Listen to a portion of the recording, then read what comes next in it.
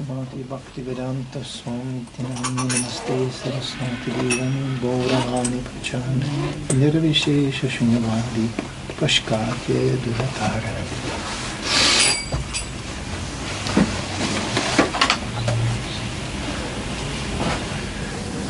Okay. So I guess, first of all, thank you I can come here. I do regularly thank devotees for one reason, that they exist. Because actually to be a devotee in this world, it's not an ordinary thing. This is not a world for devotees.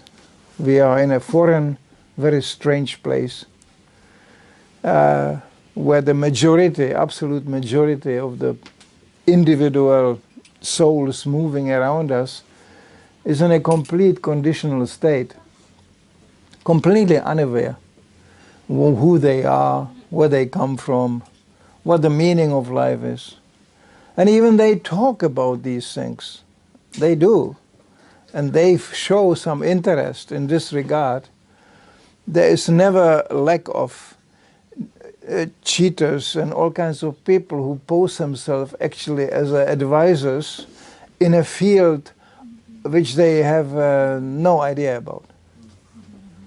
So actually half-truth or deviant presentation of spiritual life is worse, like a pure open atheism. When somebody is an open atheist, we know immediately. Yeah? And but when somebody seems to be devotionally inclined, but he has entirely material motivation, then it becomes even more dangerous. Because people think, oh, this is like a devotee. Now, actually, he is camouflaged, he is covered, like presenting himself like devotee, but his real intention sooner or later will be revealed. And the process of Krishna consciousness is so powerful. You know, chanting of Hare Krishna, being confronted with Krishna's philosophy. This is so powerful that you cannot cheat for long. Prabhupada said one can cheat big number of people for short time. And one can cheat a small number of people for long time. But one cannot cheat everybody everywhere forever. It's a kind of principle which always comes up. I know even devotees who are, interested in finding patterns in the human society which repeats themselves all the time. You know? So that's interesting, like always to know, now it's coming again. This was here before. It's nothing really new happening. Now people can think, our society is so developed, we have things we never had before. Now this was here before already. Now people are proud of their digital technology and all this. Maybe it wasn't not in that physical form present, but some kind of digital communication on a more different, more subtle platform was always there. And the symptoms of a degrading and dissolving society are always the same. There is a whole catalogue of things. I don't want to go now into that. It's not the subject matter even I was asked to speak about. But ultimately, Prabhupada defined this world, as a conflicting place between two classes of men, suras and asuras. There's this santas, saintly people, and asuras, demons. And both is clearly defined in the Bhagavad Gita. Krishna is using even quite heavy vocabulary when it comes to... Therefore Prabhupada was bold and he actually used very heavy words. When you read our scriptures, it's quite heavy. I mean, people who have no interest in spiritual life are defined like camels, asses, This usually words which you use to insult somebody. But this is not insulting. This is analytical. Prabhupada said, ladies and gentlemen, forgive me, I am not criticizing. I am analyzing. So a devotee is not actually in a mood of simply criticizing. What does this do? It's always more easy to find what's wrong as to present something what's good. What's wrong? Especially Kali Yuga is an ocean of mistakes and ocean of imperfections. It's so easy to find what's wrong. I can go here out on the street, I can tell you immediately what's wrong. I can sit in his room here and tell you what's wrong. You know, I can immediately say, well, somebody cut away the columns here. There used to be columns here. And he didn't cover it up in a proper way. Now it looks like a little bit like a construction site. I could immediately spoil the whole thing. Just find so many faulty things here. Just by walking in a place. What is this doing? No, this is not doing anything. Because actually we should apply, and this is the first symptom of a devotee. He is not criticizing without offering an alternative. You know, this is what Prabhupada did. Prabhupada was very heavy criticizing, yes. But he immediately offered the alternative. Just the four regulative principles we follow, it's very negative. People saying, what is this? You are taking my pleasure away. No intoxication, no gambling, no sex life. This is all finished. No meat eating. I mean, what shall I enjoy? No, we have immediately alternative. There's immediately alternative for each single one of these things. What you are actually really seeking, because the idea behind why people actually act sinfully is they are seeking actually a real thing, but in a wrong place, with wrong means. And the result is exactly opposite. They are degrading instead of advancing. So, but actually the idea of being happy, loving, sharing, all these noble things what they talk about all the time, it's not bad. It's actually good. But in the wrong place, in the wrong means. Because there's no knowledge. There's ignorance. And when in the darkness, yes, you can imagine this place being totally dark, we are immediately confused. We don't know who is sitting here. We don't know, they argue even amongst each other like that. The wonderful example is given in a Shastra that a bunch of saintly people, intellectual people, they come together and they analyze what is an elephant. The problem is the place is completely dark. So by empiric knowledge, one of them, he touched the tail of the elephant and he goes, elephant is something very thin and at the end is like a brush. But the other one, he's touching actually the trunk of the elephant.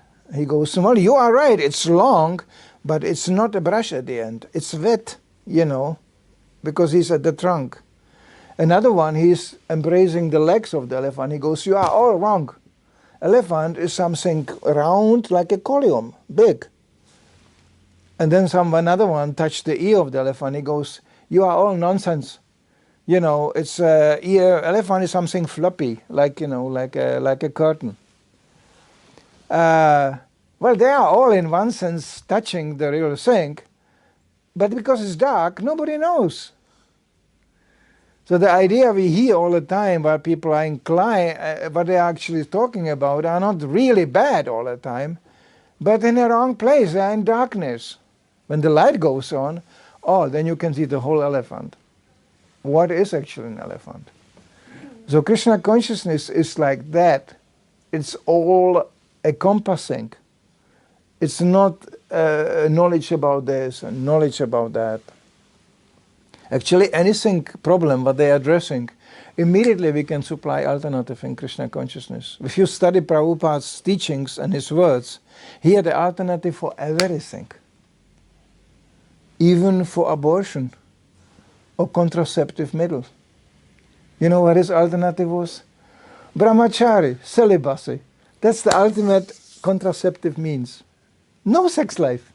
And then you have no problem.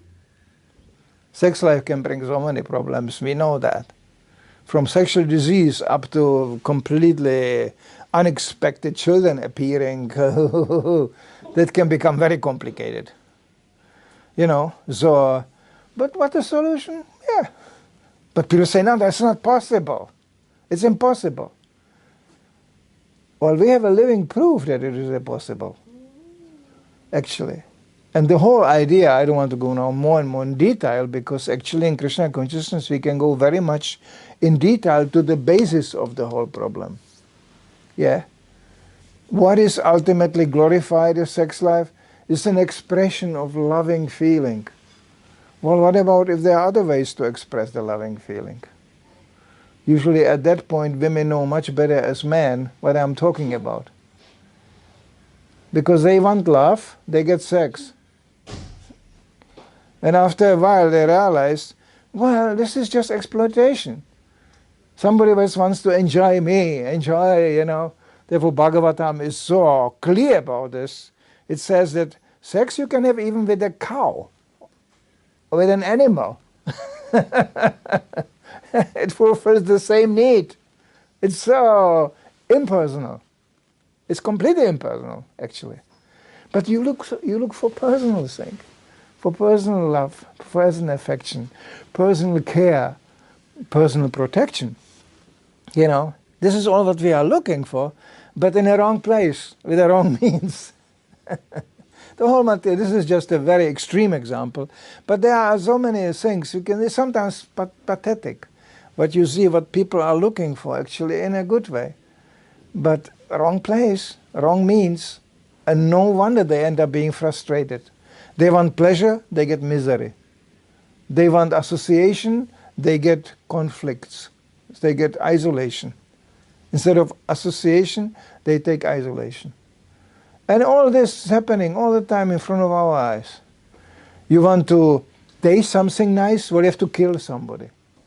This is the meat eating. You have to kill somebody. You want to enjoy, you have to abuse somebody. This is all wrong. But in Krishna consciousness, Prabhupada said, we don't deny these things. We fully accept, yes, the desire is there. Prabhupada said, it's coming actually from the soul. Every soul wants to be loved and love somebody. Wants to get something and give. The exchange is there, And that possibly forever. Yeah, but in the material world you get exactly the opposite. People you give, you get nothing back. Yeah. You want to love, you get hatred back. You want to give, you don't get anything. And you want forever, and it's all going. Finished. It's over. The time will take everything. So this is the wrong place. Very obviously it's a wrong place. So what does it actually mean to be a devotee? Be a devotee doesn't mean, it doesn't depend. It's not just another designation. This world is defined like the world of names and designations. Yeah? I am, belonging to this, and now I am that. And I believe in this, and therefore I am part of that. There's nothing to do with Krishna consciousness. Krishna consciousness is not about believing something. Of course, in an ultimate sense, coming out of complete state of ignorance, we don't have any other chance as to believe. But that's the beginning stage. We are expected to know, not to believe. And to know, well, that knowledge comes from a different department as is defined in a society. Society knowledge is defined on empiric, academic type of information. I read this, now I know. No, this is Vedic knowledge is not like that. Vedic knowledge means, yes, I got the information, but now I have to practice. And by practice, Krishna says, first you surrender to me, and then you get knowledge. That's difficult. People say, how can I surrender to somebody I don't know? First I want to know, Krishna, come, show yourself to me, and give me the information, then I will decide if I will surrender to you or not. Krishna said, sorry, it doesn't work like that. And by the way, if you think this is irrational and blind belief, no, it's not. Because just an information, you will have to believe somebody anyway, and blindly. Like Prabhupada gave a simple example. How do you find who is your father? You ask your mother. Of course, nowadays mother may not even know. Anyway, now we have the proud in the scientific times. You can find out who is your father by making a DNA test. That's the proof. Oh, he's the father. There's a DNA test. Well, then you have to believe blindly what the doctor says. You cannot do DNA test. You have no idea what it is. But you have to believe, okay, the doctor said this is the father. Same thing. You must believe. Otherwise, if you just consider what kind of belief people have that they will enjoy forever this body, that's a really blind belief. Because it's proven it's not going to work. You can look around, it doesn't work. But they still believe in it. I will work day and night to satisfy this body. That's going to be my pleasure, yes. And every morning they go for it. Determined. Yes, yes. I just drove here. I noticed actually that when you come to regions like Malmö and this, I just noticed that the level of agitation is increasing. This used to be a much more peaceful place. When I came 1986 to Sweden, Malmö was just a Folkets Park here. They were dancing here, la la la la la la. On the weekends, they were just playing some band, and they were dancing here. It was quite, Now it's just by driving a car, you notice people flashing lights on each other and just the agitation is increasing. Why? Well, it's always the reason is always very simple. Frustrated sense gratification, that's all. They think it's Sunday. Today is Sunday. We will enjoy something, no work. Yeah, but it's raining. The weather is disgusting. You cannot go hardly anywhere. It's disgusting. So what do you want to enjoy? You can look at TV, how other people are enjoying. Well, that's not satisfying. And besides that, what they show you on TV nowadays is even more depressing, like the present reality. So, and it doesn't really fulfill your expectations. Well, the first symptom of a devotee is he doesn't have unrealistic expectations. He knows the nature of this world. So he knows instinctively, he is drawn to a knowledge to find out the cause and the root of the whole thing. The knowledge really means to find out how things work in the beginning. Who started the whole thing? What is the purpose of the whole thing? When you understand that, then you are more peaceful and living. Like when you come in jail, what do you expect? It's a very plain, simple regime. They lock you up. The food is coming same time, and your freedom is very limited, where to move, what to do. What else do you expect? To have holiday? No, it's jail. Everybody is a prisoner. So what do you expect? So you can become quite peaceful even in jail. Now you can even start to understand, why did I got in jail? There's no accident. Once you understand there is nothing accidental, you become also more peaceful. There is always a cause for everything, why this situation appeared. All this is coming together in the nature of a devotee. And the devotee, he doesn't have to look like that. No. A devotee, he doesn't belong to any nation, he doesn't belong to any religion even. Because Krishna says in the end of Bhagavad Gita, Krishna says, give up all religions. It's quite amazing. God is telling, just give it up. Surrender to me. Immediately a positive alternative. Krishna doesn't say become an atheist. Not at all. He said, surrender to me, because I'm essence. of the whole thing. From me comes everything.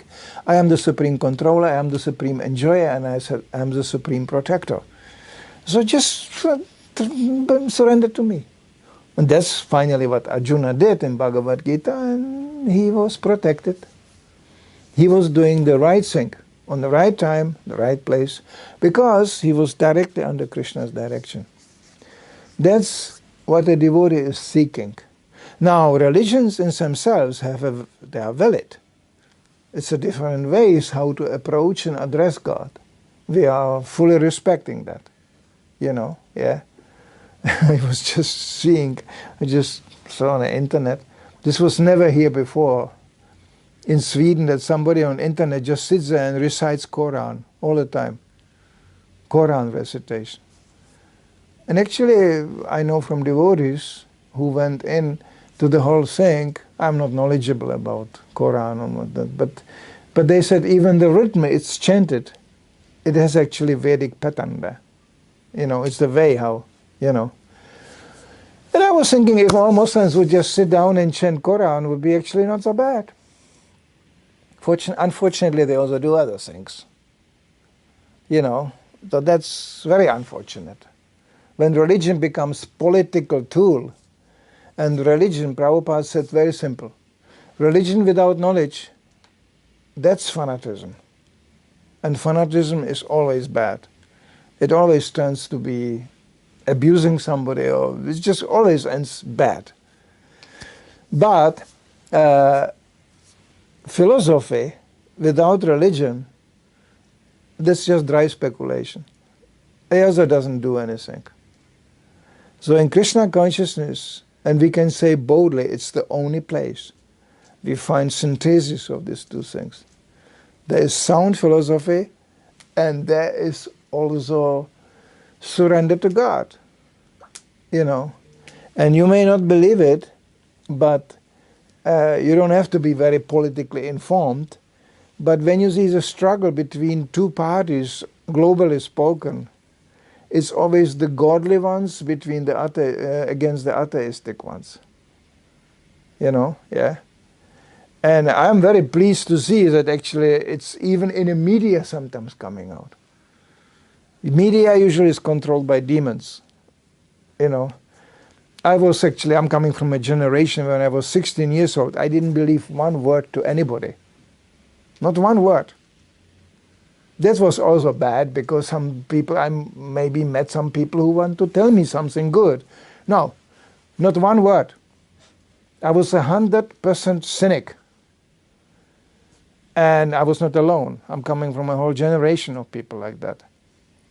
As soon as somebody was going, nya, nya, nya, nya, nya, I was going, that was the mood. All of us, we were like this. Oh boy, I could tell you details what we, especially the live broadcasting. I grew up in Germany. I'm not a German, but I grew up there.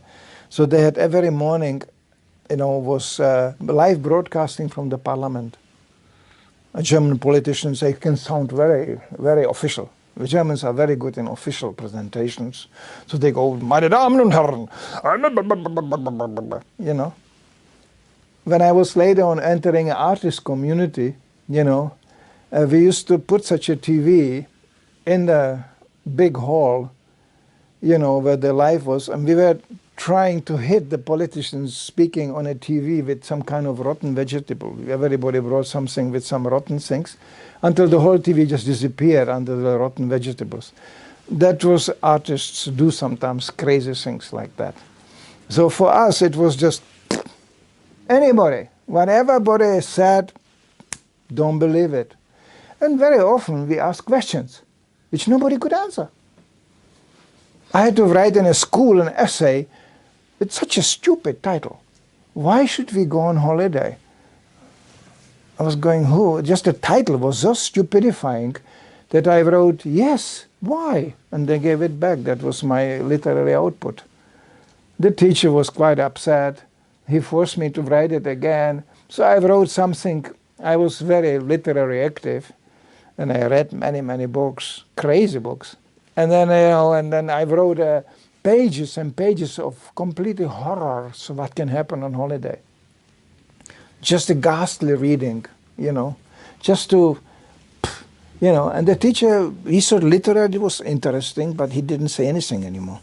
Because he thought, what this boy can do, well, we did, Teachers were afraid of us. They were afraid of our questions. So the moment I exited the school, I forgot everything. But practically everything. The first time I started to learn really something useful was when I started to hear from Srila Prabhupada. I learned even English from Prabhupada. Just by listening all the time, I was very attracted to the voice. And by listening all the time and trying to get these words together, I started to understand what he's talking about. So even that they couldn't teach me in a school. Plain English. Nothing. I mean, when I remember the teacher standing there for hours, how do you do? It's tea time. I mean, who is speaking like this in reality, There's nothing. Fortunately, it changed. I just had a very, very inspiring school program in Lund. It was really, there's an international school where you have small classes, 15 students maybe maximum, from 12 different nations. They all, and it's very inspiring. It's the second time I was there. The teacher is very, very open-minded and very inspiring, actually. And the kids are so interactive. They had questions, one question after another. And there were, of course, children from Indian community. They explain what the word mantra means, and all this. So I delegated lots of this to the children. And they were actually giving the program. It was very inspiring. Because Krishna consciousness means you start to think. In a material world, there's not much room for thinking. Even people think, I know so much, I'm a big thinker. No, you just repeat. You repeat. And they say, but you are doing the same thing. Yeah, but we repeat something which stimulates our thinking. They repeat something which stimulates nothing. It's just bak, bak. And if you don't know anything, you just go on Google, you know everything. When they switch off the Google, you know nothing. No brain activity. Prabhupada used to call the educational system intelligence killing slaughterhouse. Slaughterhouses of intelligence. You just have to repeat. Well, it doesn't activate your intelligence. And when you are good in repeating, sometimes I noticed ladies were very good in repeating, so they were good grades. When you have a good grades, you get a good job. And what do you do in a good job? Well, you just serve the needs of the present materialistic society. One way or another, you will do that. That's what they call successful career. You are actually completely slave. And they will pay you money for that. They will pay you lots of money even. What do you do with the money? Yeah. I met in my life people who had lots of money. They were not happy at all. They were actually quite miserable people.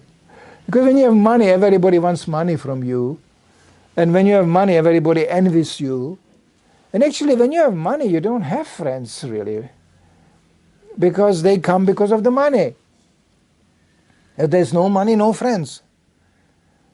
But when you get the real friends, and there are very few, they don't care if you have money or not. They care for you as a person. That's important to them. So again, a devotee, he is not materially motivated or materially inspired. Srila Prabhupada had two choices. To go to England, like his godbrothers did, and preach to very rich people. That was established because in India, from the colonization time, there was established English people dominating India. So it was known that this is impressive and and they were interested, some of them, yes, they were also interested in Indian culture and all this. So that, addressing the governor of India, Mr. Mountbatten, that was like a real something, And English people are they are the best cheaters because they are very slippery. They know how to, be nice, but completely have their own agenda. Yeah, there are not that many experts like in England. Prabhupada said they are the masters of propaganda.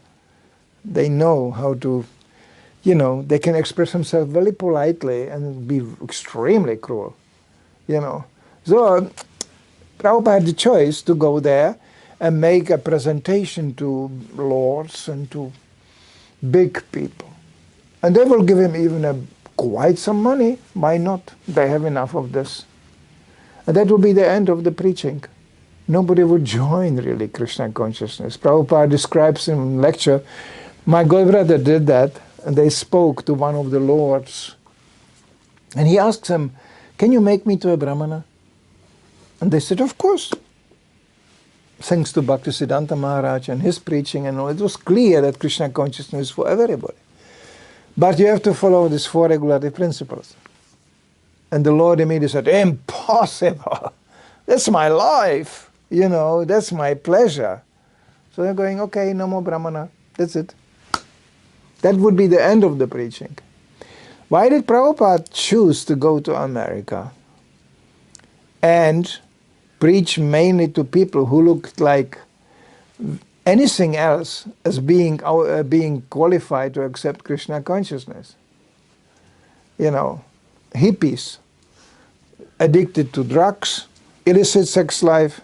Meat eating was not a problem. And gambling also, because you need money for that. They had no money. But to take illicit sex life and drugs from a hippie, impossible. The whole culture was based on that. And already in Prabhupada's present, the whole hippie movement collapsed in front of his eyes. San Francisco, which was like the dreamland of the hippies, became a ghastly,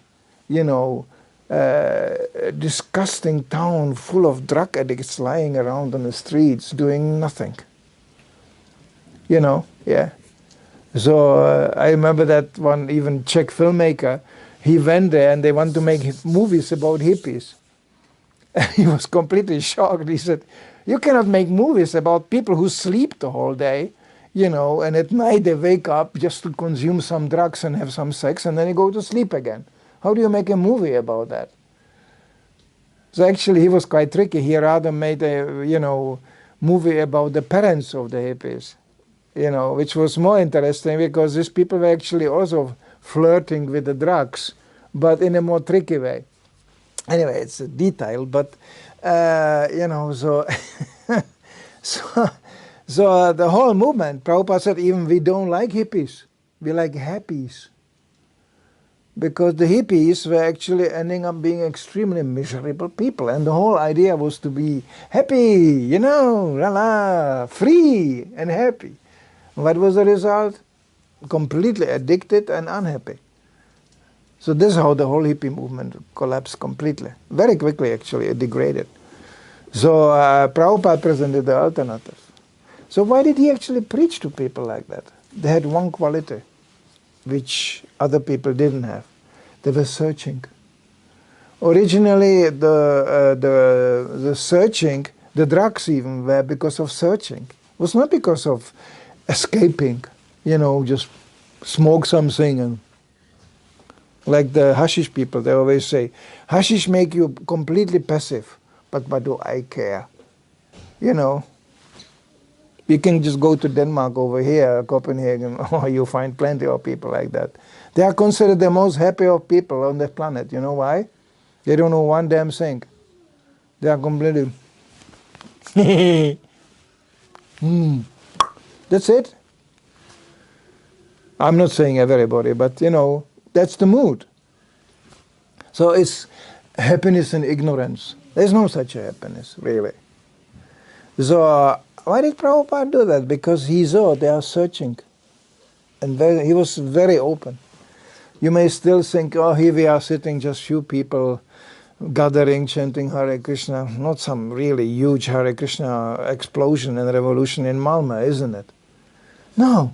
This is how Prabhupada started. That's actually, he was there, just in a room. And people just came in and they were going, oh, because you believe it or not, in the hippie days, there were many gurus coming from India. Indians are very smart people. They knew immediately, oh, these Western people are so stupid. but they have money. So all kinds of guys came in with the big beards and they were, oh, and they were collecting money from them. Prabhupada said even at a certain point, it seems like India has two biggest export articles, rice and gurus. So the hippies always, wow, there's another guru, let's go and look, Yeah, there were all kinds of far out people coming. So, and then Prabhupada came, so it was kind of established, India and Shiva and hashish and, and all this, and there's a new guru, and that was like the mood. So Prabhupada tapped into that. But of course, there was no hashish. And actually, he was not really preaching very aggressively in the beginning. When he was asked to give a lecture, the first lectures recorded, you can listen, they're actually very scholarly, completely ignoring the qualification of the audience. Later on, Prabhupada, when things became more personal, you can see in his lectures addressing even a very up-to-date and personal issues. But that's because a personal contact was created. Prabhupada said in the beginning, I didn't even know if these people will listen to something at all. I just spoke because my spiritual master wanted me to do that. I just did it actually, sometimes even in the programs, not many people came, devotees were frustrated. Prabhupada said, no, we always have a full audience. All the demigods come. All the Guru Parampara is present. As soon you follow and chant Hare Krishna. So we are always sold out. It's always full house. Yeah? Prabhupada was never discouraged by the numbers. Rather he was surprised. He was seriously surprised. He said, so many? That doesn't make sense. Because I'm in a hellish place, surrounded by entirely atheistic people. America was already celebrating the return to atheism, at that point. And today, we don't want to go into it, I would come out like a entirely anti-American propaganda man. But America goes really to hell, all of it. But really fast. If you want to go to hell, please, that's the direction to go. That you can say boldly because the symptoms are all there. That doesn't mean that there is no other people there as well. But they are not prominent. Now the demons are prominent.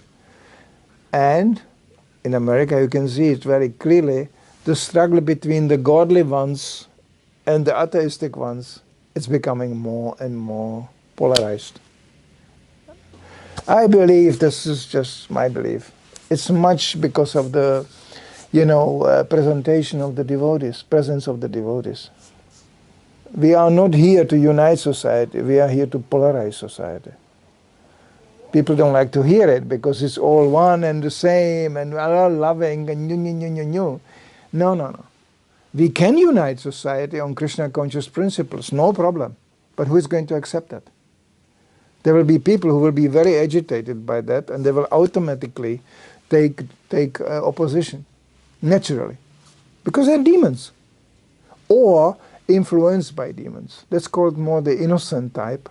Most of the people are not demons, not at all. But they follow the demoniac pattern because they don't have the strength to oppose it, or they don't have the strength to ask questions. Or I think, well, what else? We have to do that. What else we can do?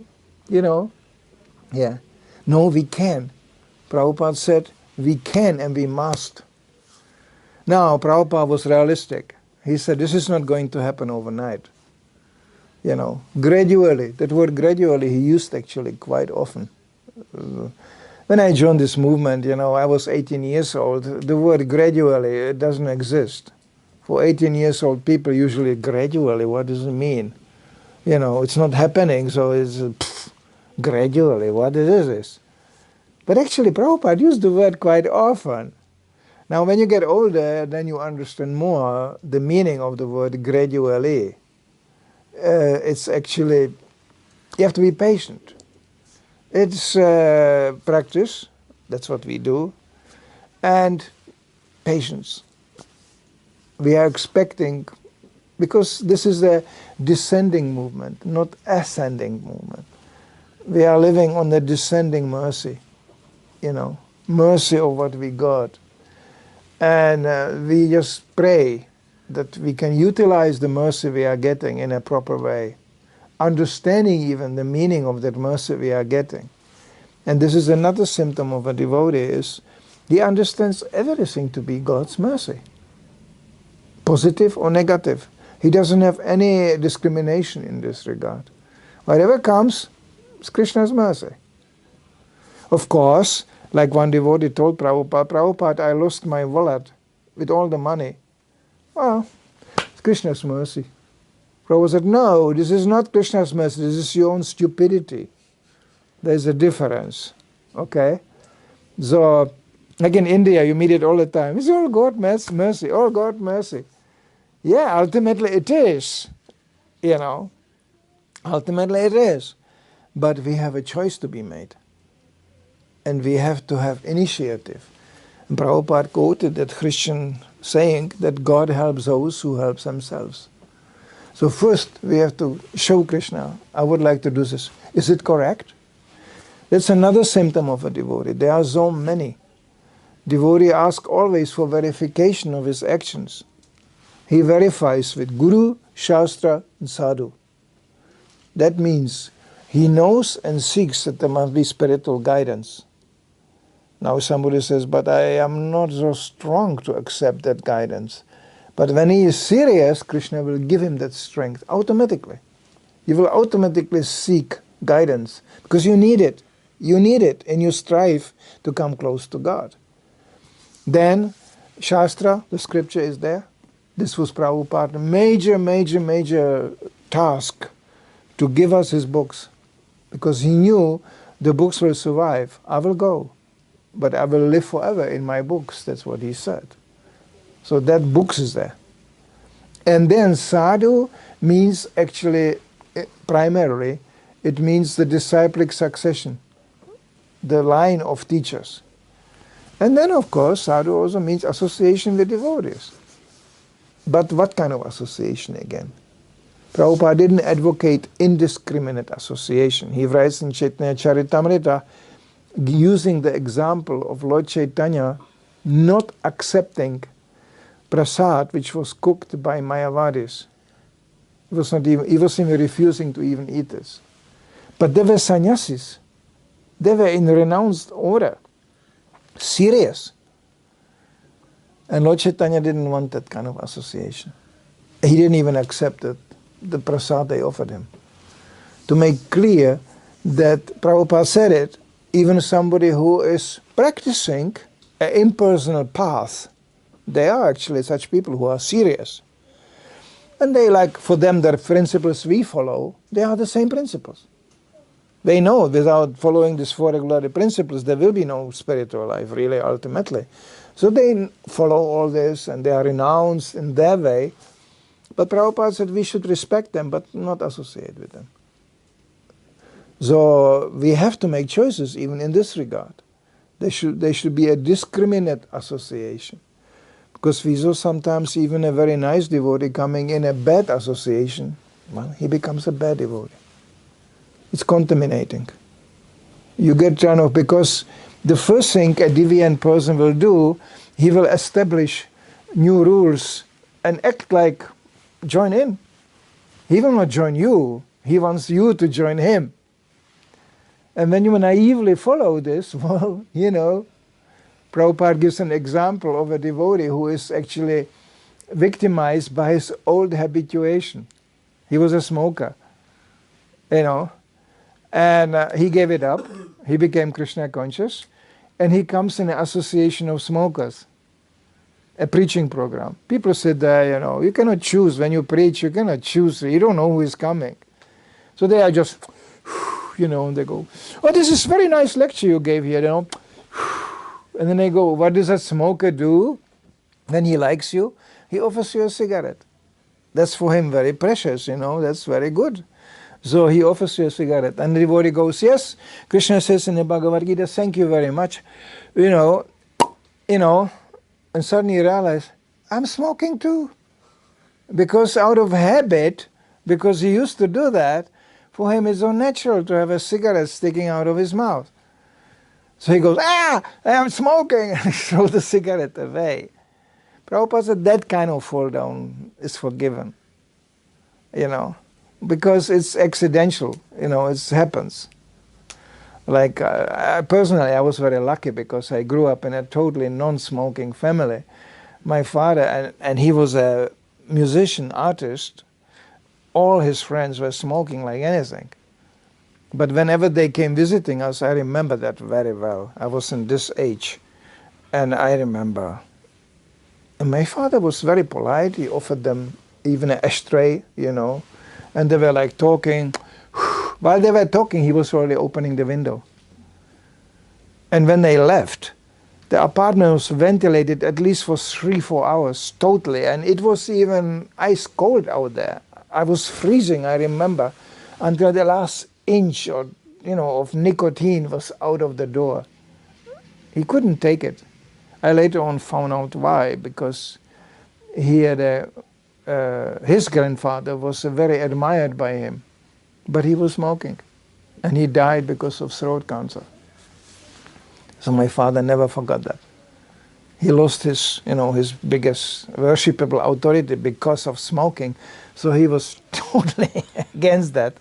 But I remember him, even when he came from the other friends, he was ventilating his dress, always hanging out there, in a fresh air, just to get the nicotine out.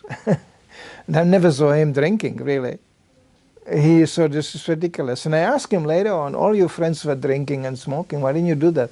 Well, he was a top musician, classical music. And that's the kind of occupation you have to be on it all the time. So he said, this is all bad. He was never chasing women, he was never smoking, never drinking, because he said, this is bad for music. He was in love with music. That was his thing. His whole life was about that.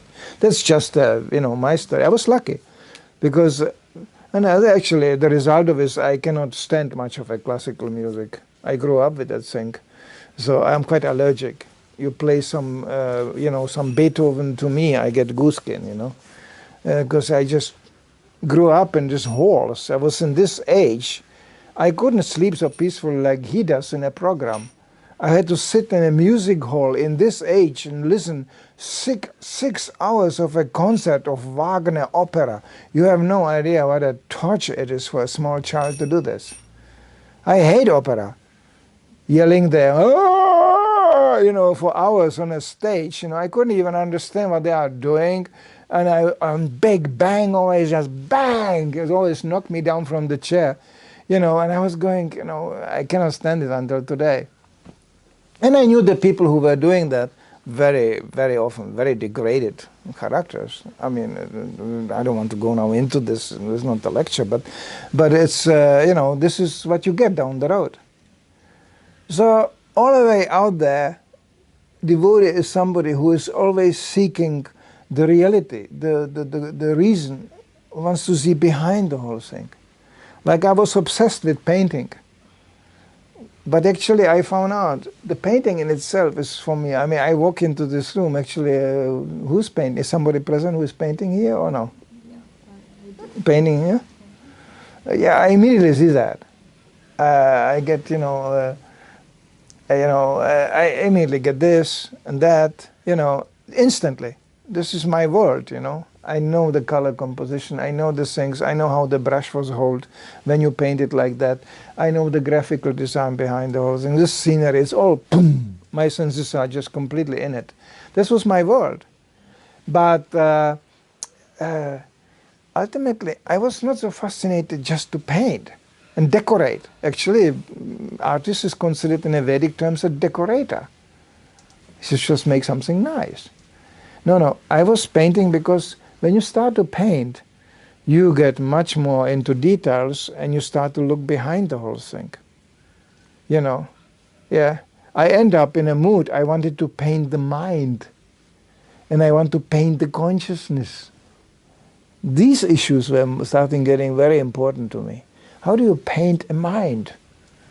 So I was getting into India, mandala, the graphical meditation pictures. I was getting into these sides more and more. But actually I was looking, it was for me a means to look. What is in it? What is behind the whole thing, what we see? Because what we see is just the surface. We see only very externally. People are so superficial. They just go, yeah, this is soft, this is hard, this is, yeah, but they are not very, yeah, this is, is it plastic? Or, that's real. It's like, they don't understand even this is a living entity. Otherwise it wouldn't grow. And it's, it has its problems, it's, but it's a living entity. They don't understand. Or to speak, they never ask the question, who created the whole thing? Like for me it was not difficult to stop actually painting because I was thinking, it's already created. I'm just copying something. I'm just copying, but who is the copyright? Who is the original author?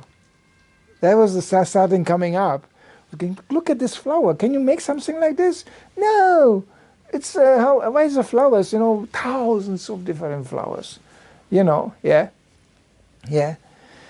And not only that, but such a product, it's alive, and it can reproduce yourselves. What cannot be said about paintings? You don't come in the morning in a gallery and overnight there's little paintings came out and they are all running around. No. It's the painting and it will stay there like this. It will just grow old, kind of grayish, and that's it. There will be not other. But God's creation is so amazing. He creates something which is much more. It's three-dimensional. It smells. It's moving. It's living. And it actually creates more. And it's even self-repairing. You know that most of the diseases we get are self-repairing. You don't have to take even any medicine. You just check your diet and take rest. And then you wait until you are healthy again, and you go again. Yeah? So, but of course the medical industry disagrees on that. They'll think, but then we cannot make any business.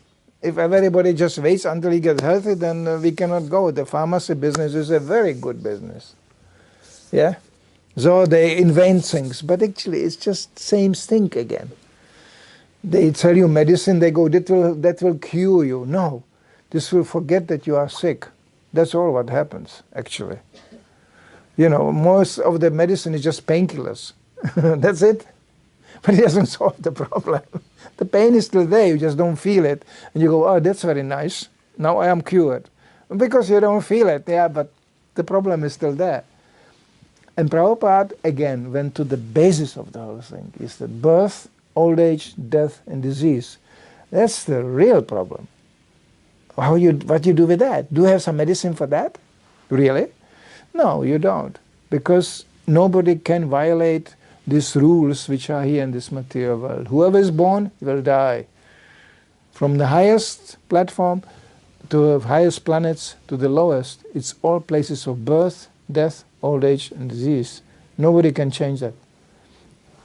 So devotee gaining knowledge becomes more and more tolerant and doesn't waste his time by dwelling on these things or dealing with them. Doesn't try even to seek solutions. Sometimes devotees are viewed as being very negligent. Yeah. One of the first English words I heard when I came to Krishna consciousness was anyway. The devotees were running back and forth, and we were all 18 years old kids. And whenever I start to think, oh, this is something very complicated, anyway, Hare Krishna, came immediately behind the Maha Mantra. And it sounds, of course, it doesn't work. Prabhupada said, God helps those who help themselves. But many times we end up with a situation we can just chant Hare Krishna. We cannot change anyway. What can you change? Can you change the weather? No. Can you change that you are in Sweden? No. Yeah. Can you change that your body is like this? No. And they try. I always mention that very controversial issue that even women try to be men or men try to be women. You can try to change that and the science will help you.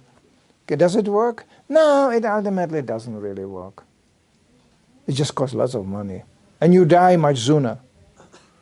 All people who go through this kind of, violent changes, they get severe physical problems, because it's so violent.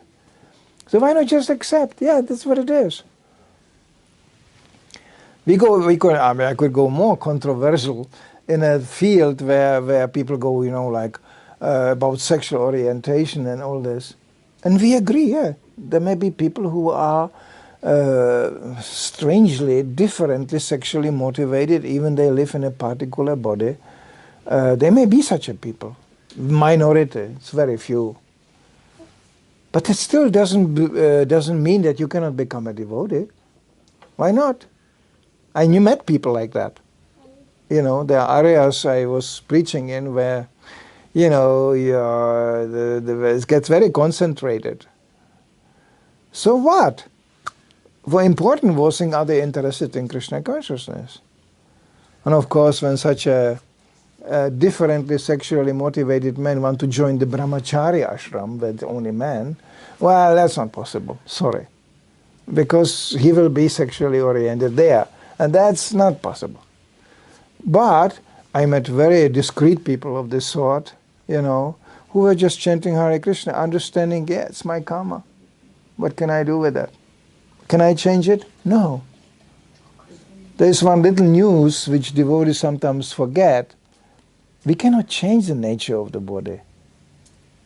Nowhere in the Bhagavad Gita, Krishna says when you chant Hare Krishna, you become another body.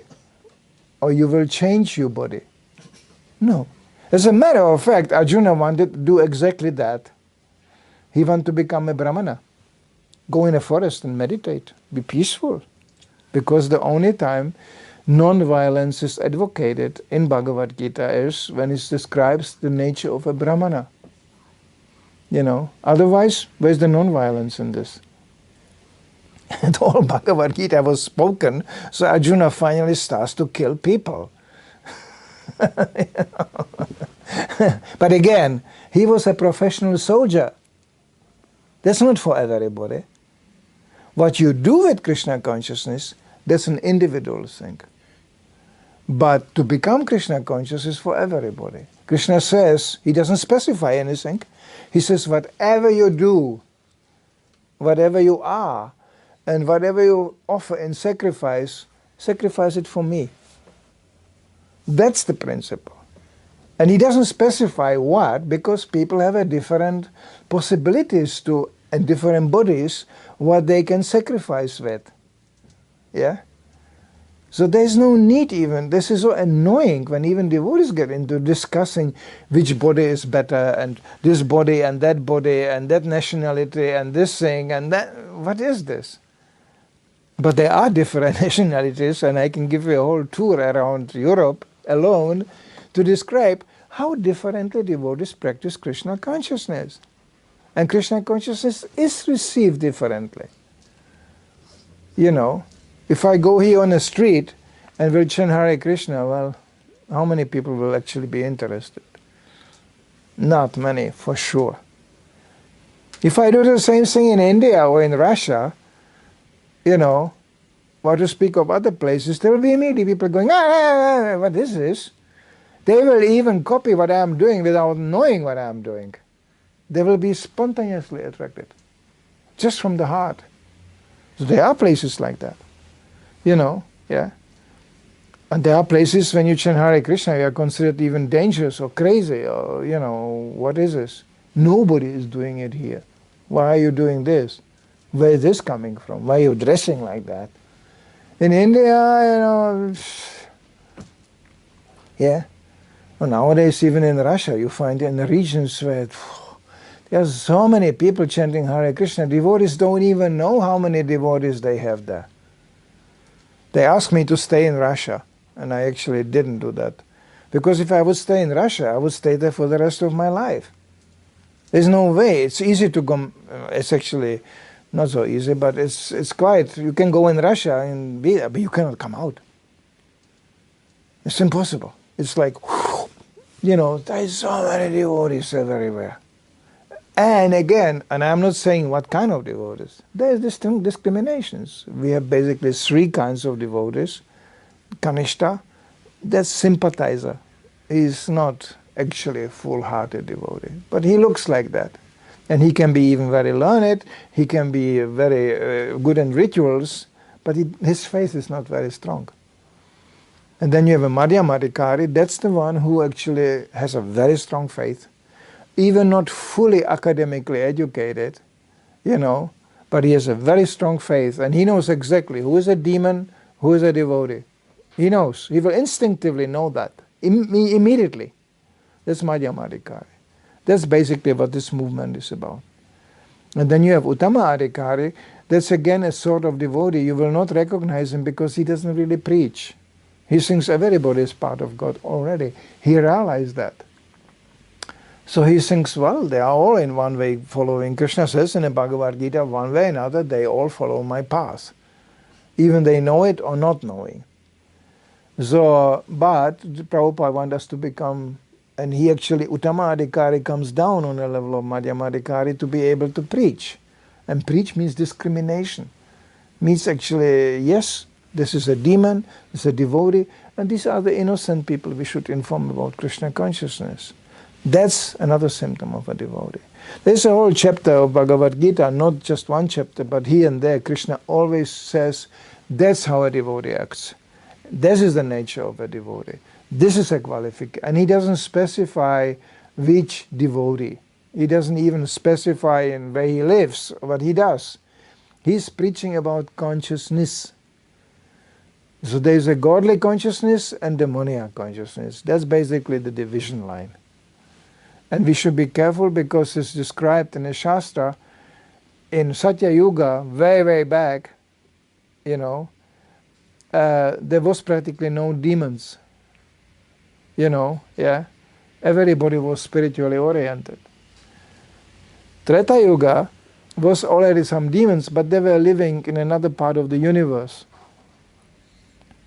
In Treta Yuga, in Dvapara Yuga, they were living already on this planet, on different locations, fighting each other. And in Kali Yuga, demon and a devotee can live in one heart. There's two there, and they fight each other. So we have to be careful with that. And that also explains why sometimes we see a well-situated practicing devotee. He can do suddenly something very awkward, very strange, which is facilitated, as we mentioned, by the association he gets into, by the place he is in, somehow it comes out. But a real devotee, even deviating in such a way, he always regrets. Therefore there should be, that's maybe a little bit controversial here, but the forgiveness which we often hear about, we should forgive, it should be there. But only for those who actually are ready to rectify, to change. There must be a change. If there is no change, Prabhupada, they ask Prabhupada, what shall we do? This devotee, he went here, he did this, wrong. He did this, wrong again. Then he changed the place, again acting like this. Prabhupada said, kick him out. And he would say like, but Prabhupada said, kick him out. And then one of his servants said, Prabhupada, you just rejected your disciple. Prabhupada said, actually, I never reject anybody. But for the sake of others, to protect them, I had to do that. But my door is always open. And it happened in Prabhupada. 4 or 5 years down the line, the same person came in and said, Prabhupada, can I cook something for you? I used to cook for you. And Prabhupada said, yes, sure. Immediately when the correction was there, then Prabhupada immediately ignored the past. So pure devotee can forgive. If Krishna forgives, that's another thing. Krishna is not that forgiving. Krishna knows the past, present and future. He knows. So Prabhupada said forgiveness, Prabhupada mentioned 2-3 times, and then the quota is reached. Then it's not so sentimental. There's an idea that God should be always forgiving. Just He loves us, He will be forgiving. But actually, even in our practical life, we know You may love somebody, somebody may love you, but then things change and it comes in a conflicting field. How many times you can forgive actually? And I met people who try to forgive all the time. No, they cannot. They reach a limit where they go, sorry, but it's really enough. I cannot take this anymore. Yeah. Forgiveness is very good in times of weakness. But when the weakness becomes purpose and becomes like a lifestyle, it becomes like then how do you forgive that? It's like somebody being a mass murderer. That's an extreme example. And he goes, why don't you forgive me? There is no such a forgiveness for that level of activity. So this is so much for the forgiveness. I know people don't like it. They like to be forgiven. And the interesting thing is that people who are obsessed by the forgiveness, we have to forgive and forgive. It sounds to me like they want to be forgiven. They must have done something really horrible in the past, which traumatized them, so they get hooked up on that issue all the time. Or people who just talk about love, love, love, to love it. And when it comes down to it, when you look in the past of these people, not much love really. Or somebody is hungry. He talks only about food, because he needs it. It is actually his need. So that's actually, one is to be cautious about these things. So devotee, again, is supposed to cultivate intelligence. Intelligence is ruling out the sentimentality. It's above that. Senti means the senses, and mentality, means the mind, mana. And then comes the level of intelligence. And intelligence is supposed to dominate the senses and the mind. So that's what Prabhupada was aiming to. He said, this is only for intelligent people. He even said that in a lecture. Those who are actually, and somebody says, well, I don't have any intelligence. No, you can get it. Krishna is so wonderful. He says in the Bhagavad Gita, even before somebody finds a spiritual guide, I will give him the intelligence from inside. I am in his heart, how to find it. And I will guide him until he finds a real guide. So this is amazing. So the only price actually is you have to be sincere. This is a serious business. It's not just some emotionally based affiliation. That's also good. We accept that. Okay, good. But it doesn't last. The emotions can change, the sentiment can change, but what is not changing, and this is the nature of a devotee, he is not changing by accepting Guru, Shastra, Sadhu. These three instances. And that makes him determined. So that's how he also realized the devotee. He's still there. He is determined to follow this path, even not understanding his imperfections. That's another feature of a devotee. He's introspective, but not masochistic. I remember one of my Gurudevas many years ago, he asked in a lecture, how can I understand? I am the most fallen devotee. And the one who gave a lecture was quite heavy. So he looked at him and he said, you know what? You are not most of anything. Because, some people go, I am the most fallen, look at me. I'm so fallen. This is another extreme. It's just a repackaged narcissism, So that also. So the devotees work on that. How do you act as a most fallen? Well, then you surrender, and by the mercy of Srila Prabhupada, the mercy of Krishna, we can become very elevated. Anybody can be qualified. Everybody is qualified, but to the degree he can surrender. So devotee means it's far beyond of any designation, institutional designation like that, It's a question of consciousness. So there are so many points I could mention and speak about. But I know that the time is limited here. So, and also, to be quite frankly, I travel mostly when I travel. I come in association of this kind. And I never feel like I'm missing it sometimes. To actually preach to completely new people who are just, what was that? What did you say? Mostly I meet devotees, they look at me like, yeah, I heard it 1,000 times, okay. And that's also okay to be remembered and, and always, remember, that's also okay. But it's another thing when you preach to completely brand new people. Or like I mentioned again, the school program I had, that was actually children, 12 years old, but they were so active. They had all notebooks and they were all, what did you say? What is this? What do you have on the nose? What is this? I gave a whole lecture about bindi. What is a bindi? What is women, Indian women, they have this dot here. What is this? And by the time I was finished, the door went open and the next teacher in the school was a lady from Bangalore. And she came with a bindi.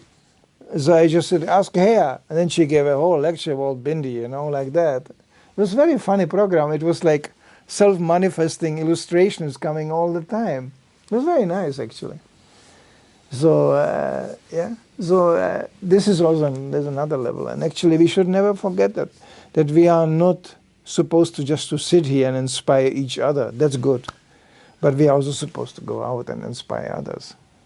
Just give it to others. That was the whole idea what Prabhupada introduced to us right away from the beginning. Devotees were going, preaching what? They were hardly understanding what is in a Bhagavad Gita, nothing. They're going, what shall we preach? Prabhupada said, you chant. You are chanting. Whatever you do, you try to transmit to others. That's preaching. And that will force you to also remember why are you doing that. So preaching is very good for the one who is hearing and for the one who is speaking, because they both remember why are we actually doing this, why are we supposed to do that. So this is actually a preaching movement. This is actually the mood Prabhupada installed into us. There's some questions or comments to this.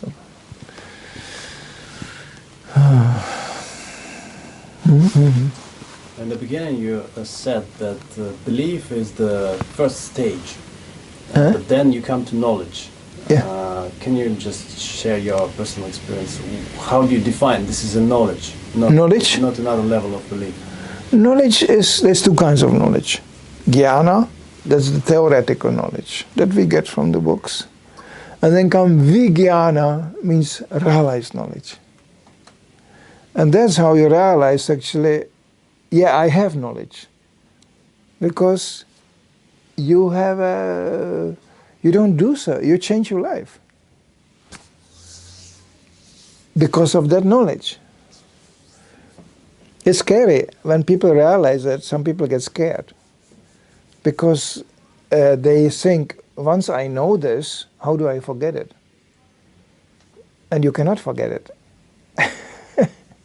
My realization in a very early stage of Krishna consciousness was, I am getting here so much awareness and so much knowledge. I can walk out in a minute, and just forget that I ever was here.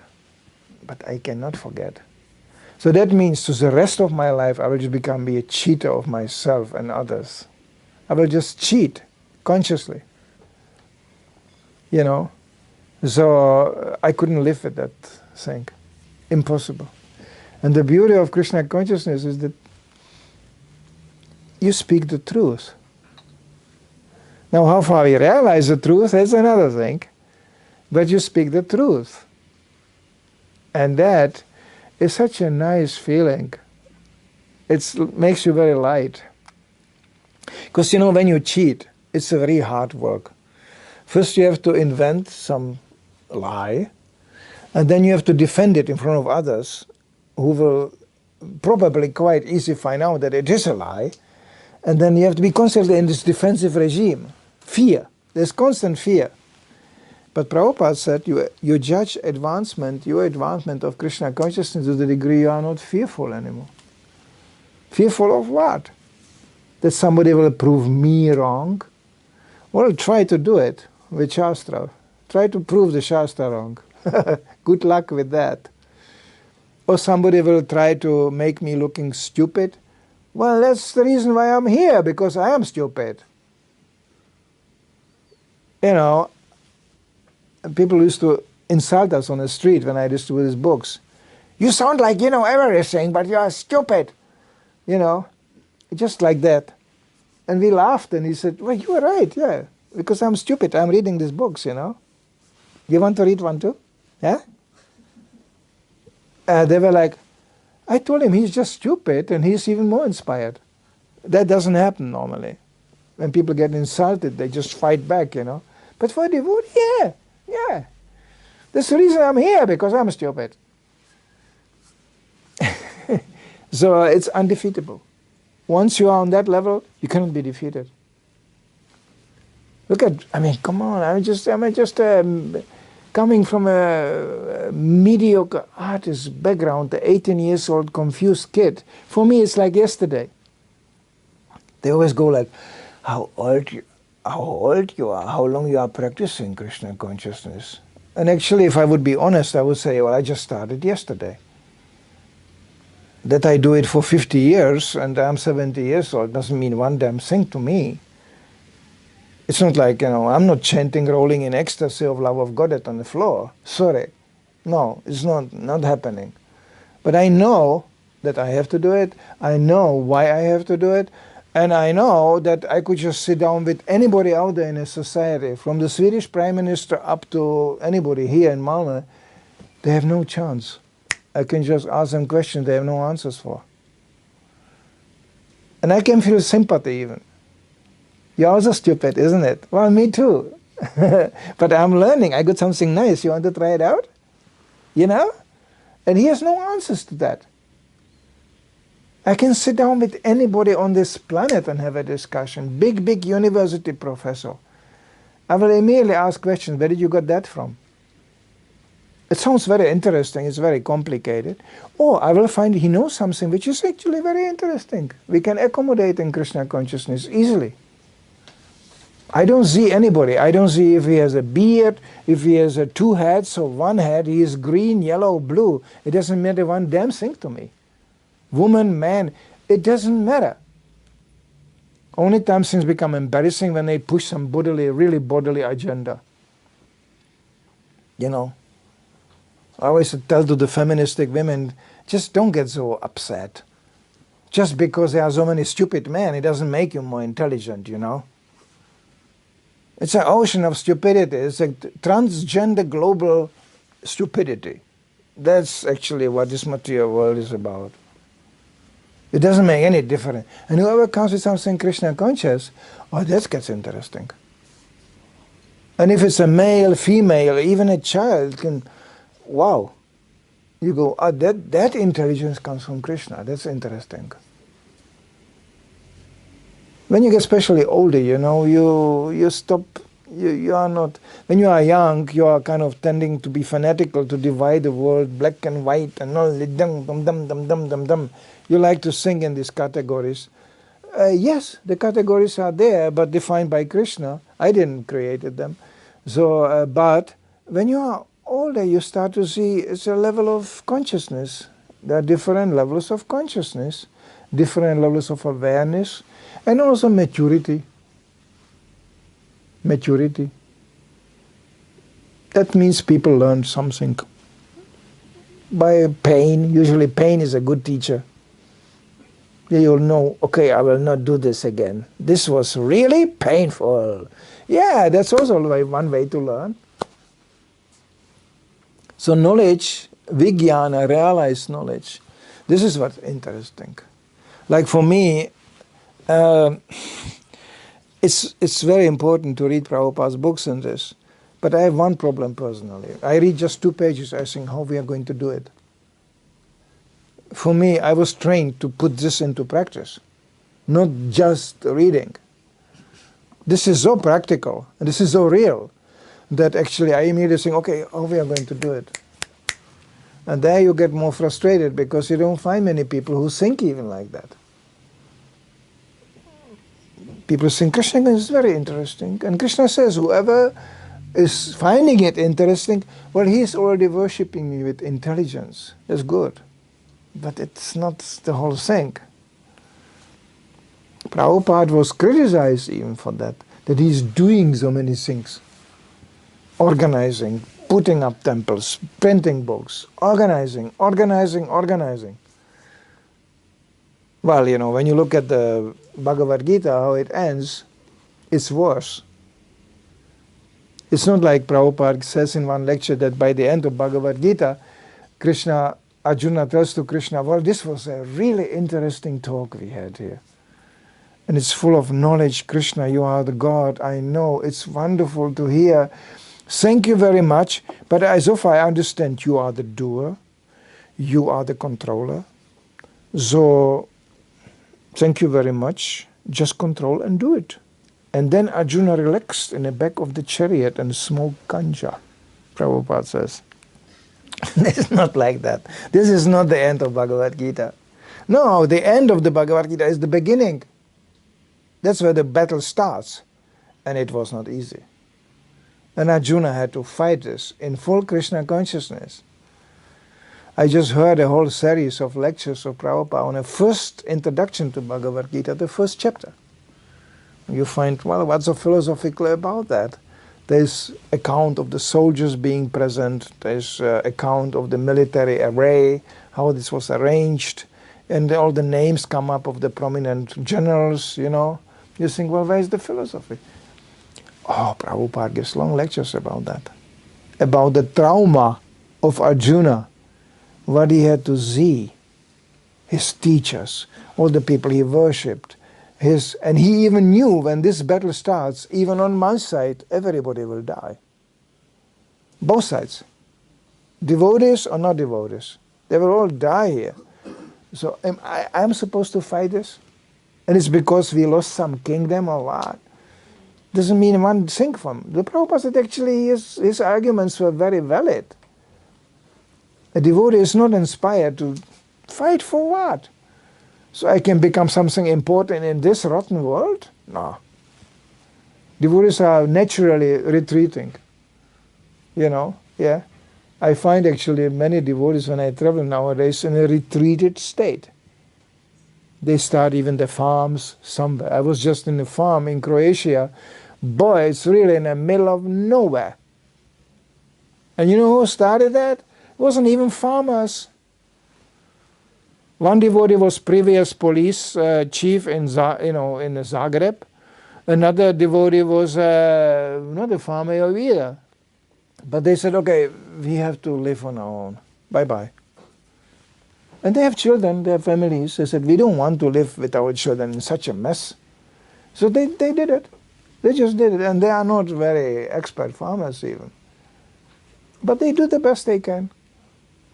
This is the nature of a devotee, to retreat, you know. But Krishna says to Arjuna, no retreat. First you have to fight here. Because I want it. This is my fight. It's not your fight. This is my fight. It has to happen. The karma and the level was reached. All these people have to die. That's finished. Now, if you do it, fine. If you don't do it, I do it myself. Because it has to happen. So this is actually how devotee gets into action. We are not enjoying ourselves being here, preaching. For what? I mean, to enjoy this? Oh my God, especially anytime I come to Malmö, I go, who is enjoying this? I mean, the buildings are, it's just these naked bricks everywhere. People pile up on top of each other like this. Just the square window, it's like jail, you know. Jails are designed like that, you know. No color on a wall, no individuality, it's just all practical, you know. We have to lock people into the individual cells. It's just the fence around missing, but otherwise it's just, I mean, it's raining and And even there would be a sunshine. Well, okay, then there would be just sunshine bricks. Who's enjoying this? And then you have always the same thing. Kebab, you know, same shop. It's actually one of the cities I can really get sometimes lost, even it's not very big. Because every street looks exactly like the other one. Like, you know, I have orientation point. I don't need navigation. I don't use that stuff usually, because when I drive once, I have a memory on orientation point. Like when you come here, this road, you know, then you have this kind of strange church which looks like an atomic bunker, you know, with this kind of tower coming up which looks like a rocket, you know, yeah. It's extremely, I mean, it's extremely ugly. You know, so it's like, you know, goes like this, and then now I am right, I'm close, because I see the rocket, you know, coming out like this. Then I realized, oh, this is a church, you know, far out, you know. So, you know, I mean, it couldn't be more ugly, but, you know, that's what it is. So but otherwise, there's no individuality. There is no personality, you know. You come in any village, in any country, you will realize the buildings are even quite individual actually. Even they have the same type of architecture, but you know, still, there's people there. When you come in an old farm, even the tools are very individual, you know, because this spade was used by my grandfather, you know, and it's all very, you know, yeah. It's all has its meaning, and they're all sitting there, and they honor the tradition. You know, we cannot throw this old broomstick away because this was used by my grandmother. You know, things like that. It's all personally understood. And when more and more the impersonal comes in, it becomes ghastly. It becomes like, because the biggest violence you can do to somebody is that you deny him a personal identity. So this depersonalized lifestyle, which is everywhere introduced, it's completely killing any spiritual possibility. So we are working against that all the time. All the time. This is a fight. It's a challenge.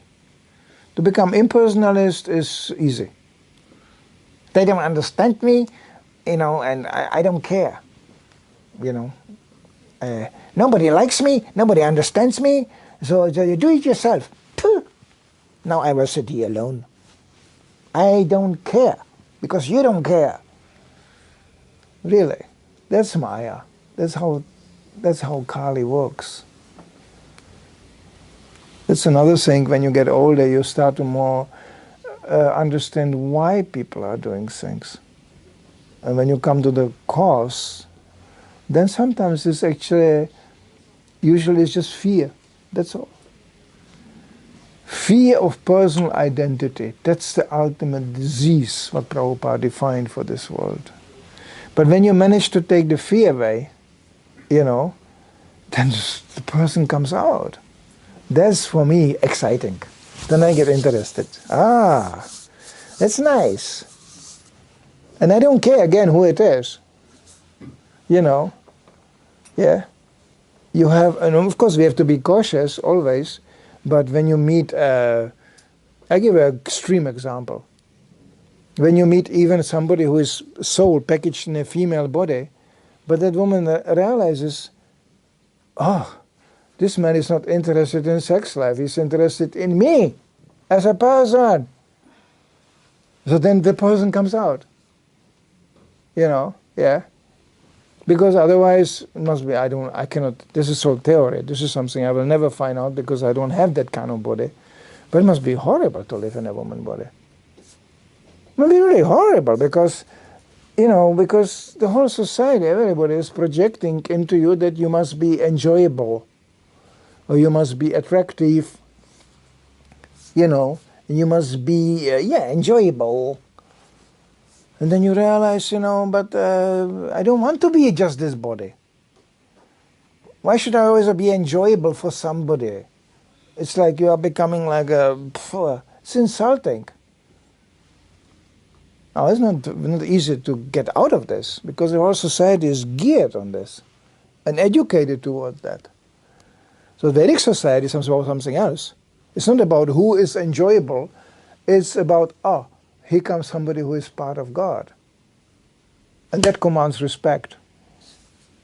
It's not this humanistic pseudo-respect what they actually go, you know. It's a real respect, because it's a soul here. Krishna is living in the heart of that person as the super soul. Oh, well, you know, that should be respected. And what people actually cry for very often is just the minimum respect, and we deserve respect, but on a spiritual platform. On a material platform, yeah, what do you respect? Just listen to the loving poetry, you know. Oh, your hair and your eyes and your skin like a silk. Mama. They have a big, you know, poems about this. Now, if you listen what they are talking about and you take these different ingredients apart, not very romantic, isn't it? Your eyes, well, why don't you have one? Your hair, well, I can give you half a kilo, you know, please keep it. Your skin, oh, I just peel a little bit off, you will be very disgusted what's underneath. I mean, what are they actually talking about? Anatomically spoken, it's disgusting. But Maya is such a way to go, this is beautiful, this is really beautiful. And there is definitely beauty, Prabhupada said, it's mystical power. But sometimes behind that beauty is a big pile of stupidity. And you realize, like, I can never understand why women like men. For what? I mean, for the functionable part, that I understand. But for the appearance, oh my God, you know. It's just a bunch of hair growing up everywhere. And they think this is a beautiful man. What is this? And when I see a beauty, even in a man you can see a beauty, very often it's extremely stupid person. That makes him very ugly, you know. So it's just like these bodybuilding guys, you know. You know how stupid you must be to dedicate your whole energy to this, you know, as a hard work. I mean, you must be an idiot to do this, to spend your life like this every day for something which is dying anyway. Sometimes they die doing this, you know that? They're just finished, over. The whole work for nothing, you are dead. Or women, they just go, and it's shrinking. And then it's shrinking more, and they go, and they die. I mean, it's quite wasted energy, you know that? Because it's going to shrink and die anyway. So if you base your life on this, well, you have a lost life. It's guaranteed going to be a very frustrating, lonely death. That's the only thing which is for sure it's coming. Why to waste life like this? You know, when I talk to normal people like this, and they are not devotees, they all agree on this, basically. Everybody agrees. But the next moment, they do exactly the same thing again. You know, they go, do you know how useless it is what you are doing? And they go, yeah, but this is what Prabhupada called mundane, lazy. They know, but they are too lazy to take some step to some progressive activity which actually remains, which is really valuable. And Krishna says very clearly in the Bhagavad Gita, everybody starting spiritual life, chanting, cultivate, anybody, and he mentions especially Shudras, women and this, he can get the eternal benefit. There is no discrimination on that platform. So that can make us very optimistic. And Prabhupada envisioned a society which is governed by some social rules. It's called Varnashram Dharma. All this is there, how every member of the society and the devotee should relate to each other. This is clearly defined, but it's temporary, and it's still external. Because the ultimate thing, which Prabhupada gave us, is a society of people who are just simply dedicated to spiritual life, not material life. And always again somebody brings these material ideas, always. This is also Krishna consciousness. No, this is a bodily consciousness. It's not Krishna consciousness, it's bodily consciousness. Yeah, but I feel good about it. Yeah, that feeling can change. You know, this is always like that. You know how many of these ideas I heard just in the last 50 years? Always somebody comes, this is a new Krishna consciousness. And then after a few weeks you don't even think about it. Well, then what happened to the new Krishna consciousness? Well, you know, I got another idea. I ask even devotees leaving this movement, how can you live like this? I mean, you are denying in every moment of your life, whatever you said, whatever you preached, whatever you did. Now you are actually denying this. And they have no explanation to that. They always say, one of these mantras, I grew out of it. I am now more on another level. You know, I'm practicing more. What level? Oh no, Vedana is not. This is a higher. You don't understand. This is a higher level. Okay. What is a higher level? You become a very lonely, miserable, old man or woman. I decided not to do this. No way. There is a way to stay young in Krishna consciousness. Prabhupada showed us that. He was the youngest of us all. I mean, his disciples were in the age of his grandchildren, and they looked very old sometimes in comparison to him. He was teaching us how to dance. He said, why are you sitting here? Well, I have to think about this. Yeah, good, but better. There's no brain, so what do you want to think? With what? With what do you want to think? So better you take prasadam and you dance. It's much better, isn't it? And they're going, yeah, actually it's much better. Yeah. You know, things became so simple in Prabhupada's presence. And Brahmachari came now and he said, well, I'm studying here since 2 years Bhagavad Gita, but I still have so many doubts. I cannot philosophically really grasp the real meaning. And Prabhupada said, don't worry, we will get you married. And the boy was shocked. He said, I didn't came for that. But that was the real problem. Because after he got married, he had no more doubts. He was wrongly situated, that's all. You know, he was thinking he's a monk, but he wasn't. You know, same thing. It's just sometimes it's not forever. It's not a permanent solution to the problem, but it helps. The Prabhupada said, let's do that. I don't want to get now into it, but I saw, I can give you very many stories in this regard, how positively men can change when they come in the presence of more Krishna conscious women. I would even go so far that I would say amongst my godbrothers, some of them were saved by the mercy of the wives. And opposite, same. But I cannot recollect much of that. I recollect more the, you know, because women, they can do things men cannot do. They can operate even with attachment in a very tricky way. They know how to do that. They're equipped for this. So when a man gets attached to a woman, you know, in bodily consciousness, she can manage to, you know, to transfer it into a spiritual thing in one sense. I saw them doing that. I'm not talking theory. It's like, wow, how does that work? The poor guy, he needs really a woman who just kicks him more, that he's becoming more Krishna conscious. It can happen. Ladies can be very useful in this regard, or they can also be very destructive. That's fact. They can completely destroy a man too, we know that. And that comes again on the bodily platform. They can bring somebody down to the bodily platform, and they can lift somebody up from the bodily platform. It's just a little thing, but I could tell stories endless in this regard. So we don't care in Krishna consciousness who is doing what kind of job, as long as he is striving in the right direction.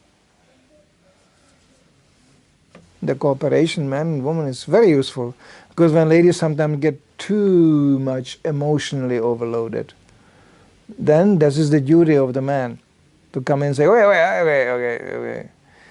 This is becoming very complicated and very sentimental, but no, now we do like this, okay?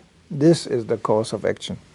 And then the ladies, they get pulled like this out of that sentimental pit, of that they are sitting in.